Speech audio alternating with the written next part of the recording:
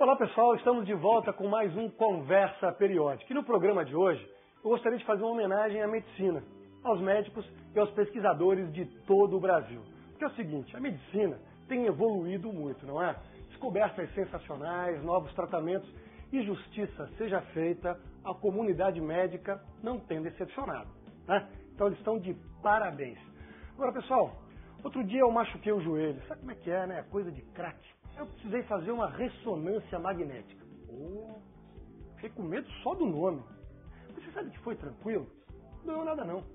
Agora o que eu achei muito engraçado foi o nome da sala lá no hospital.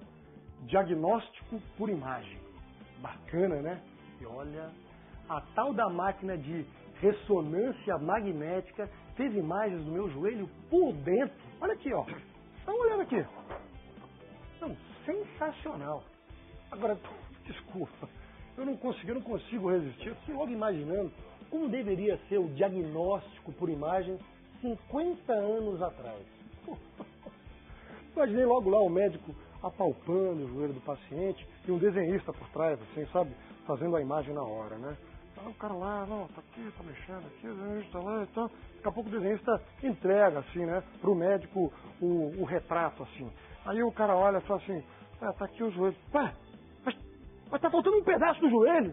Não, doutor, é que acabou a tinta da caneta, sabe, na hora que eu tava desenhando. Aí só deu pra fazer isso aí. Fica aí, tá bom? Quanta bobagem. Agora vamos ao que interessa. Eu vou conversar aqui com o químico Figueroa, que é um craque no assunto. Figueroa, chega mais aqui. Tudo bem? Tudo bem, como está? Beleza? Como é que você tá? Tudo bem. Obrigado por ter vindo. Figueroa, me diz uma coisa. A medicina, ela tem evoluído muito, né? É verdade que a química tem muita relação com essas descobertas? Muita relação. A química e a medicina estão muito relacionadas, porque a opinião minha é que o corpo humano é como se fosse um grande laboratório de química, acontecendo reações dentro de nós o tempo todo.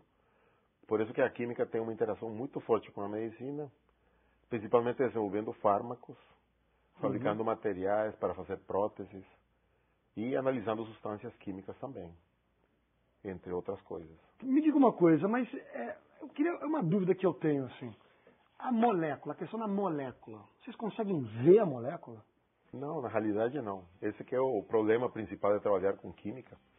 Quer dizer, quando uma pessoa fabrica coisas que dá para ver, como um carpinteiro que faz uma cadeira, ele consegue ver as ferramentas que ele usa, o serrote, o martelo, a madeira que ele está usando. Quando ele acaba de fabricar a cadeira, ele vê a cadeira, se ficou boa ou não. Consegue testar ela sentando. Um químico já não. O químico, quando faz uma molécula, ela não dá para ver ela. E o único jeito de fazer isso é usando outros sentidos, que não são os sentidos físicos do nosso corpo.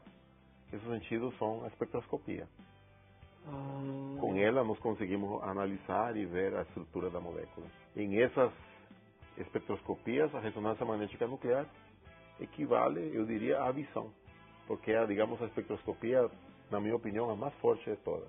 Então você entrou numa coisa que eu queria te perguntar mesmo. Esse exame que eu acabei de fazer de ressonância magnética, assim, como eles processam? Como é exatamente o exame de ressonância magnética? Bom, o que acontece, para fazer imagens por ressonância magnética, nós observamos principalmente os átomos de hidrogênio em nosso corpo. Como nós temos muita água no corpo, e a água está em diversos ambientes, nós observamos os átomos de hidrogênio principalmente. E quando eles são colocados dentro de um campo magnético, nossos átomos, o corpo todo, esses átomos conseguem ser excitados usando onda de rádio. E eles relaxam, excitam e relaxam. Quando relaxam, emitem energia, e essa emissão de energia, esse processo de relaxação do átomo, é que nos dá a informação que nos permite construir a estrutura ou a imagem que nós queremos observar. Você quer dizer que cada átomo do nosso corpo é um ímã? É isso? Exatamente. Não todos os átomos, especialmente os átomos de hidrogênio que temos no corpo, mas outros átomos também.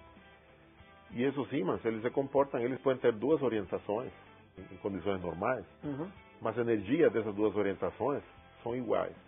Então, para poder fazer uma excitação entre eles, nós temos que colocar esses dois ímãs em um campo magnético. Então, uns que estão orientados em uma direção vão ter energia diferente que estão orientadas na direção oposta. Aí é possível fazer uma excitação e uma relaxação. E isso que gera, então, um sinal que nós vamos interpretar para Tudo bem. ressonância magnética. Ok, bacana. Mas como é que tudo isso virou a imagem que a gente viu da ressonância magnética? Isso é porque o campo magnético que está sendo aplicado nesse aparelho não é um campo magnético homogêneo. Então, ele varia de potência em função da posição. De tal forma que nós podemos associar o sinal com a posição geométrica. E isso permite que nós geremos, então, uma imagem.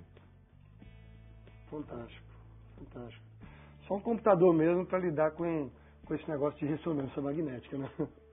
Para fazer imagem, sim. Agora, para outros tipos de análise, o computador nem sempre é necessário. Não.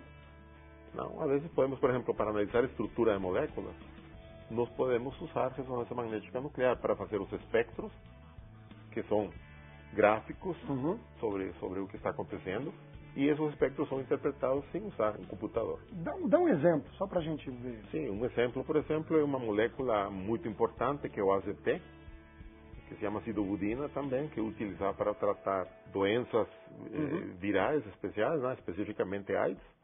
E ela é uma molécula que, por exemplo, nós podemos observar, bem no início do espectro, um sinal bem intenso e simples que corresponde a um grupo metila que tem a molécula.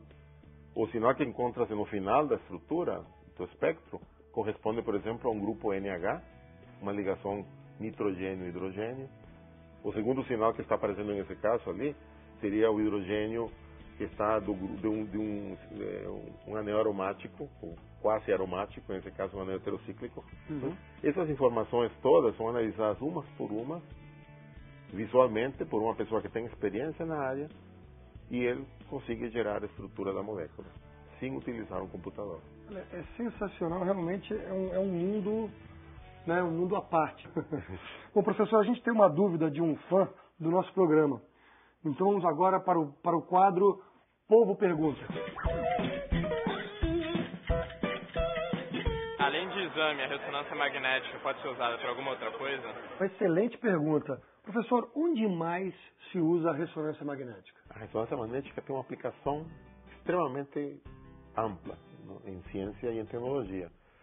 Por exemplo, se utiliza para analisar petróleo, combustíveis, biocombustíveis. Se usa muito em geologia para estudar, por exemplo, conformação de rochas e composição química delas também. Se utiliza muito para fazer estudos, por exemplo, de como que uma múmia é por dentro, sem você ter que romper ela. Olha. Coisas como essas também. E aplicar muito fortemente em agricultura, como tinha falado anteriormente também na área de farmacologia, geração de fármacos, avaliação de fármacos. Já está vendo, daqui a pouco vai ter algum prêmio Nobel nessa área? Ah, com certeza. A ressonância magnética nuclear já teve 6 prêmios Nobel até agora. 6 prêmios? 6 prêmios Nobel. Olha. E foi uma técnica que foi inventada ou descoberta em 1947. E em um curto período como esse já teve 6 prêmios Nobel. O próximo prêmio Nobel, eu calculo que deve ser aplicado na área de ressonância magnética nuclear no estado sólido. Bom, agora você tocou num assunto que assim, o nome do exame é ressonância magnética nuclear. Isso é uma coisa que assusta, né? Porque a gente logo pensa em radioatividade, enfim. Existe algum perigo da gente ser contaminado por alguma coisa e dessas máquinas vazar, elas tombarem? Existe algum risco realmente para a saúde? Não, é muito pouco risco para a saúde usando ressonância magnética para imagens. Na realidade, os hospitais tentam tirar o nome nuclear sempre. Dizem ressonância magnética, apesar de que é nuclear. Precisamente para não deixar as pessoas com medo, pensando que é uma coisa que tem radiação. Mas, na realidade, trabalhar com núcleo atômico não significa que tem que ser radioativo. E o que é feito na ressonância magnética nuclear é excitar os núcleos dentro do campo magnético usando onda de rádio. Então, nem o campo magnético nem a onda de rádio causam graves problemas no organismo nosso. O único problema que pode acontecer, como a pessoa tem que entrar dentro de um campo magnético, é se essa pessoa tiver fragmentos de metal em algumas regiões perigosas do nosso corpo. Tipo no cérebro. Então, o que acontece? Se a pessoa entra com um metal no cérebro, o metal vai se deslocar dentro do cérebro e pode causar uma lesão, inclusive a morte. Qual é a diferença entre raio-x e ressonância magnética, se é que há alguma diferença? Entre raio-x e ressonância magnética, as diferenças são muito grandes. Raio-x a gente usa radiações que são danificantes para o corpo. Evidentemente, se usam doses muito pequenas para fazer imagens por raio-x. E a ressonância magnética não expõe esse risco? Não expõe esse risco. Porque, como eu falava, ondas de rádio não fazem mal nenhum, campo magnético, em geral, não faz mal nenhum também. Então, é um método para fazer imagens completamente inofensivo, a não ser isso que eu falava antes, quando tenha fragmentos de metal dentro do corpo. Agora, eu queria te fazer uma pergunta de ordem pessoal. Queria saber como é que você, Figueiredo, descobriu a vontade de ver o mundo dessa maneira através da química. Desde quando? Há quantos anos você trabalha com isso? Há bastante tempo, né? Na realidade, eu decidi ser químico quando eu tinha 5 anos de idade. Meus pais me deram um kit de química como presente. E eu fiquei brincando com ele e adorei os resultados que eu tinha. Que perigo. Ver substâncias, ver soluções mudarem de cor. Gases saindo de uma solução. Sentindo o cheiro da substância. E aquilo fantástico. Por isso que eu decidi estudar química. Bom, você me contou aqui que você chegou a fazer algumas cafetices, assim. Você tacou fogo, queimou alguém, como é que é? Todo químico faz cafetices de uma que outra vez. Mas o único que eu fiz errado ali foi deixar o cabelo da minha tia verde. Ela me pediu para eu fazer para ela um shampoo, eu fiz um shampoo, fabriquei, ela testou e ficou verde o cabelo dela.